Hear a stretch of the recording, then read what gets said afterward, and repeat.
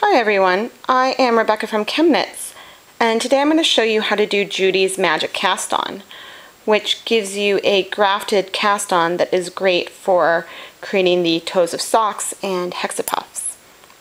To start, pinch your thumb and forefinger and insert into the yarn, wrapping the remaining yarn around with your last 3 fingers. Using one of 2 double-pointed needles, insert it over the top needle and hold it on with your thumb. So the yarn is wrapped, not even wrapped, but it's just picked up in a V on one needle and you're holding it with your thumb. And so now we're going to use kind of a figure 8 method to wrap stitches onto the 2 needles, starting with always using the yarn from the forefinger onto the bottom needle and the yarn from the thumb onto the top needle. So just for the second stitch, we're going to bring the yarn around the top needle, or sorry, around the bottom needle from in between and back up into our V. And for the third stitch, we're going to bring the yarn from the thumb up and around that top stitch. So always bring the yarn in between the 2 stitches and then back to the original spot. Between the 2 stitches and back. Between the 2 stitches and back. And so you can see that how this is creating a figure 8.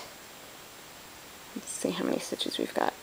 2, 4, 6, 8, 10, 12, 13, 14, oops, 14.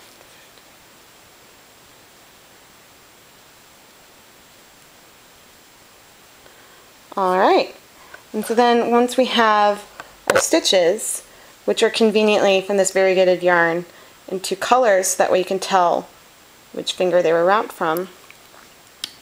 We've got our last tail stitch right here. And so as we're going to knit the first row, I like to hold the tail stitch in my other hand to kind of secure it.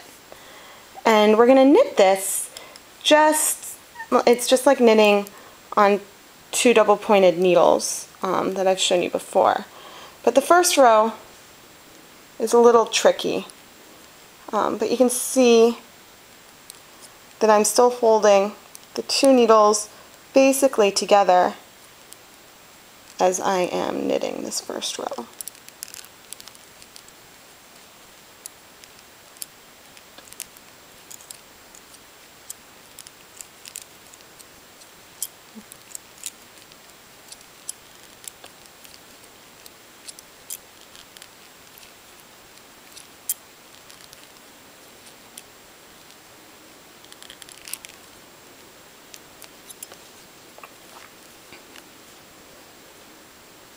Okay, so you can see that we knit 1/2 of that round.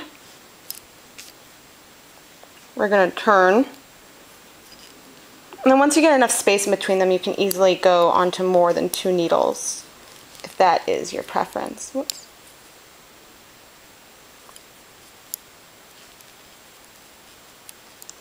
But the second half of this first round is much easier to knit because you're less constrained by the second needle.